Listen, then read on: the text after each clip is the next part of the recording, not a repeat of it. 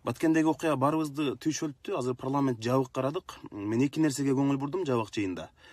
Маселени терең алып караганда, бизде мына вице-премьер-министр иштеп атат. Чек араны күч блогун тейлеген. Бирок бир дагы жылыш болгон жок бул тармакта. Чек арада дагы, МВДда дагы, ГАИде дагы жылыштар болгон жок да. Ошондой вице-премьерлерди кабинетинде уйкусуратып кармап отургандын кереги барбы? Ошол эле Баткендин губернаторун карагыла. Сабына иштеткен бир кишини алып келип губернатор кылып коюптур.